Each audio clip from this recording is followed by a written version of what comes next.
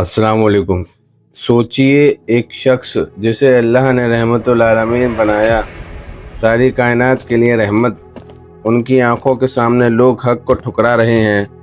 उनका दिल चाहता है हर कोई बच जाए, हर कोई हिदायत पाले, मगर कुछ दिल ऐसे हैं जो बंद हैं, जिन पर ताले लगे हैं। और फिर आता है एक पैगाम, एक तसल्ली और एक सच्चाई। अगर अल्लाह चाहता तो सबको हिदायत पर जमा कर देता, लेकिन तुम्हारा काम बस पैगाम पहुंचाना है। ये कहानी है सूरह अल-अनाम आयत नंबर 35 की। उस वक्त मक्का के कुरैश नबी सल्लल्लाहु अलैहि वसल्लम से बार बार कहते, अगर तुम सच्चे नबी हो तो आसमान से कोई किताब उतारो, कोई फरिश्ता लेकर आओ, पहाड़ को सोने का बना दो, या ज़मीन से कोई अजूबा निकाल लाओ। नबी सल्लल्लाहु अलैहि वसल्लम, जिनका दिल सिर्फ लोगों की हिदायत चाहता था, इनकी ज़िद और बेरुखी से गमगीन हो जाते थे। तब अल्लाह ने ये आयत नाजिल की, जिसमें एक तरफ तसल्ली है और दूसरी तरफ एक हकीकत।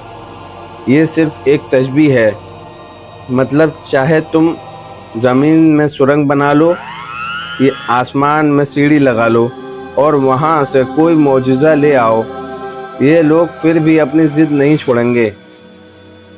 सोचो, इंसान ने ज़मीन के दिल तक पहुँचने की कोशिश की। रूस में सबसे गहरी drill, Kola super deep borehole सिर्फ 12 किलोमीटर तक जा पाई, लेकिन हमारी धरती का रेडियस 6371 किलोमीटर है, यानी हम अभी तक 0.2% भी नहीं छू पाए हैं। और जितना नीचे जाते हो उतनी ही मौत करीब आती है। 7000 डिग्री सेल्सियस का तापमान, सूरज की सतह के बराबर, इतना प्रेशर कि सबसे मजबूत मशीन भी पिघल कर ख़त्म हो जाएगी। यानी पूरी धरती में सुरंग बनाना इंसान के लिए साइंटिफिकली नामुमकिन है। कुरान जब कहता है तो उसका मफ़हूम यानी असल मानी और मकसद ये है कि इंसान अपने दम पर न उस ज़माने में और न आज तक आसमान की सरहद को तोड़कर बाहर जा सका। उस दौर में लोग सोचते थे सीढ़ी बनाकर आसमान तक पहुंच जाएंगे। जैसे फ़िरौन ने अपने वज़ीर हामान से कहा था, मेरे लिए एक ऊंची इमारत बनाओ ताकि मैं आसमान तक पहुंचकर मूसा के अल्लाह को देख सकूं। लेकिन अल्लाह ने बता दिया ये नामुमकिन है। आज के दौर में हमारे पास रॉकेट है, स्पेस टेक्नोलॉजी है। इंसान ने साइंस और टेक्नोलॉजी के ज़रिए बहुत तरक्की की है, धरती पर काबू पाया, चांद तक पहुंच गया, लेकिन आसमान की हदें यानी अल्लाह की बनाई हुई असल कायनात की गहराई और सीमा आज भी इंसान की पहुंच से बहुत दूर है। यानी इंसान की कुदरत सिर्फ सीमित है, और यही हकीकत अल्लाह की कुदरत और इंसान की कमज़ोरी दोनों को साबित करती है। पुराने ज़माने में लोग आसमान तक पहुंचने की तमन्ना या तसव्वुर को सीढ़ी बनाने की मिसाल से समझाते थे। आज के दौर में वही ख्वाहिश और कोशिश रॉकेट के ज़रिए होती है। यानी इंसान की सोच और चाहत वही रही आसमान तक पहुंचने की, बस वक्त और ज़माने के हिसाब से उसकी मिसाल और साधन बदल गए, लेकिन दोनों ही इंसान की कमज़ोरी को दिखाते हैं। बिना सुल्तान यानी अल्लाह की इजाज़त और कुदरत के कोई भी आसमान की हद पार नहीं कर सकता। ये लोग सबूत के लिए नहीं बल्कि बहस और इनकार के लिए निशानी मांगते हैं। अल्लाह चाहता तो सबको ज़बरदस्ती हिदायत पर ला देता, मगर फिर इम्तिहान का मकसद ही ख़त्म हो जाता। और अल्लाह ने कहा, मायूसी और जल्दबाजी से बचो, तुम्हारा काम बस पहुंचाना है, हिदायत देना अल्लाह का काम है। ये असल में कुरान के कई जगहों पर आने वाले पैगाम का नतीजा है। रसूल अल्लाह सल्लल्लाहु अलैहि वसल्लम जब लोगों को दावत हक देते थे, बहुत लोग इनकार कर देते थे, मजाक उड़ाते थे या ज़िद पर अड़े रहते थे। आप सल्लल्लाहु अलैहि वसल्लम चाहते थे कि सब लोग ईमान ले आएं, لیکن جب لوگ انکار کرتے تو آپ کو غم ہوتا، مایوسی ہوتی اور کبھی کبھی بے چینی بھی محسوس ہوتی تھی۔ تب قرآن میں بار بار اللہ نے تسلی دی محمد صلی اللہ علیہ وسلم کو، اگر اللہ چاہتا تو سب کو ہدایت پر جمع کر دیتا۔ سورہ الانعام آیت نمبر 35۔ تمہارا کام صرف پیغام پہنچانا ہے، سورہ النحل آیت نمبر 82۔ سورہ آل عمران آیت نمبر 20۔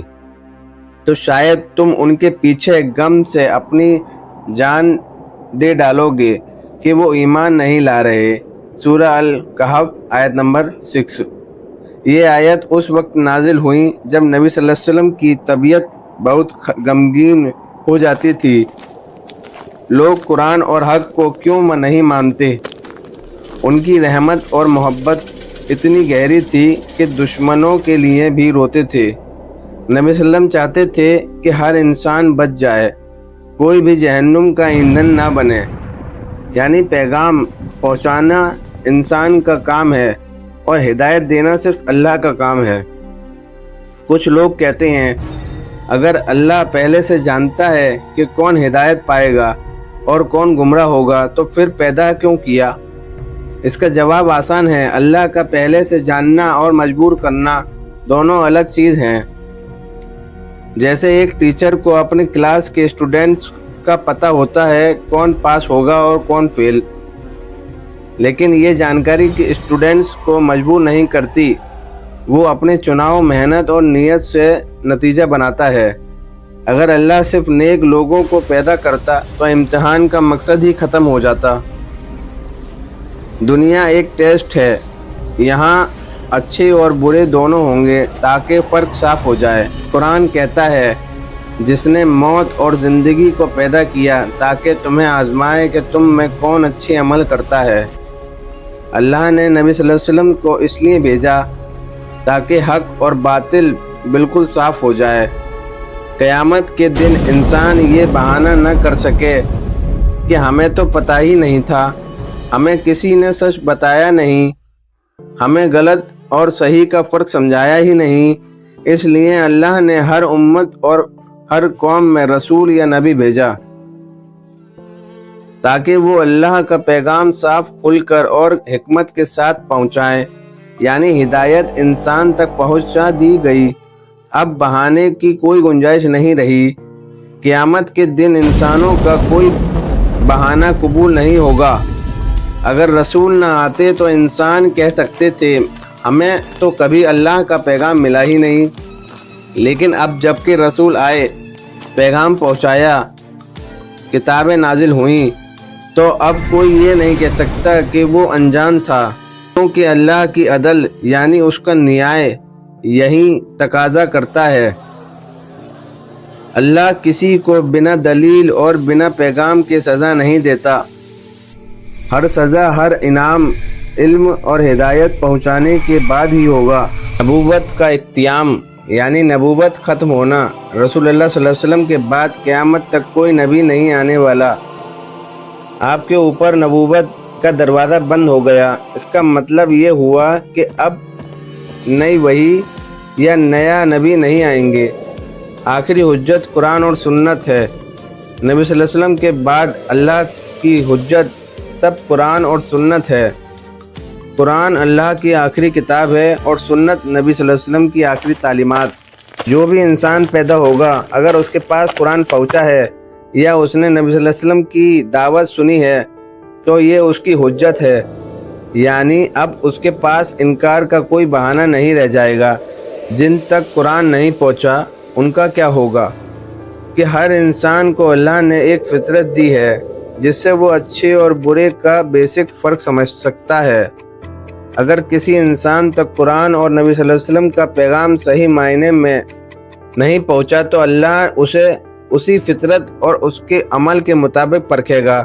فطرت کا مطلب کیا ہے؟ فطرت یعنی انسان کی پیدائش سرشت۔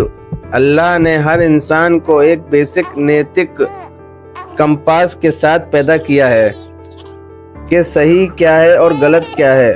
قرآن کہتا ہے یہ اللہ کی بنائی ہوئی فطرت ہے جس پر اس نے انسانوں کو پیدا کیا۔ مطلب ہر انسان کے دل میں ایک بیسک پہچان ڈالی گئی ہے کہ رب ایک ہی ہے، اچھائی اچھی ہے اور برائی بری ہے، فطرت اور حق کی پہچان۔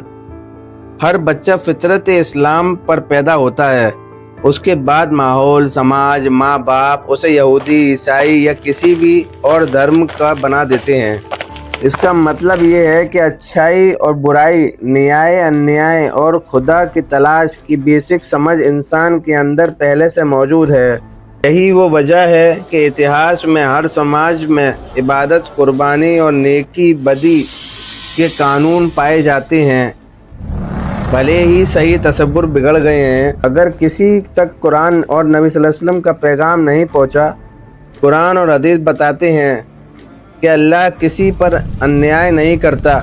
جو لوگ نبی صلی اللہ علیہ وسلم کے بعد پیدا ہوئے اور ان تک صحیح پیغام نہیں پہنچا، انہیں اللہ ان کی فطرت، عقل اور عمل کے حساب سے پرکھے گا۔